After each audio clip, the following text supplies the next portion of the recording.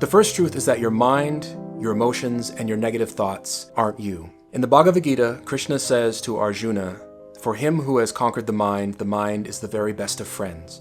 But for one who has failed to do so, his very mind will be the greatest enemy." This quote gives us the hint that by making our minds a friend, by conquering it or mastering it, we can greatly reduce our suffering. Because our mind, which is the storehouse of all of our feelings, all of our depression, our anger, anxiety, or what have you, is a subtle energy, a subtle body that covers the real you, which is the soul. And if we don't train the mind, this can lead to chronic negative thought patterns or emotions, which leads to a lot of suffering. Now, the good news is that we can gradually overcome this and purify our minds by practicing mantra meditation. And by doing this, we'll gradually purify our mind and come to gradually realize that we are separate from the mind and experience the relief that comes from that. Which leads me to truth number 2, which is that you can gradually achieve mastery over your mind and steady peace of mind by meditating. Now, while silent meditation or just doing breath work, for example, can be great ways to cultivate relaxation and health, mantra meditation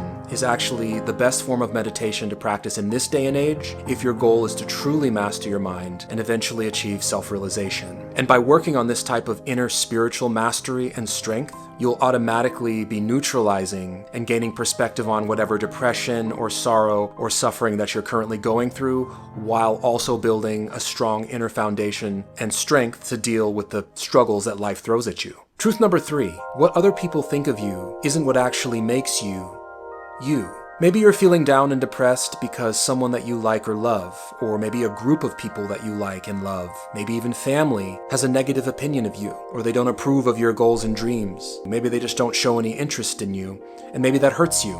The thing I've learned about this is that if you only see yourself through the eyes of others, and you build this false sense of identity and self-worth solely based on what you think other people think of you, this can lead you to feel very insecure, to be very dependent on other people's approval, and to just not be in touch with who you really are. And at worst, around certain people, you may find yourself shape-shifting into this version of you that isn't really you based on what you think they think you are. And when you do this, you lose yourself.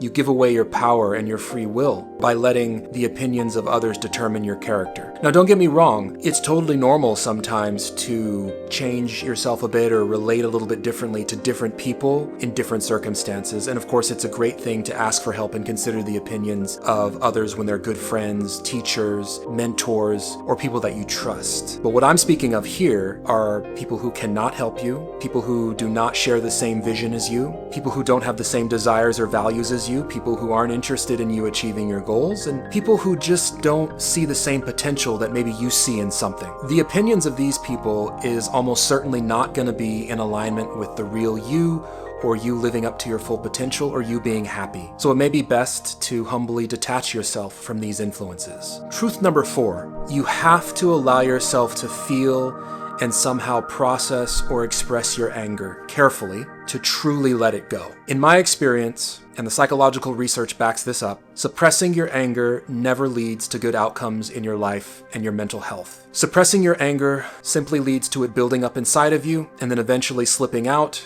either in a passive-aggressive way or some other inappropriate type of way, or leads to it just turning into depression, because as they say, sometimes depression is anger turned inwards, because it has to go somewhere, and if it's not being processed or expressed at all, it's just stuck burning inside of you, which is obviously not healthy. So what can you do about this? Well, 1, practicing meditation. Once again, practicing mantra meditation can be a great way to transmute and to process whatever anger and negative emotions you have, and also just help you experience less anger and negative emotions to begin with. 2 would be expressing yourself in writing, maybe journaling about how you feel. This can help you to work out how you're feeling and process your emotions. 3, express yourself to a trusted counselor or therapist. I've tried this and it has been helpful. And then number 4, and this is a big one, can be very hard but very important, practicing forgiveness. One process that has helped me in practicing forgiveness is to literally write down a statement, for example, like, when so-and-so said this to me, or when this happened, it really hurt me,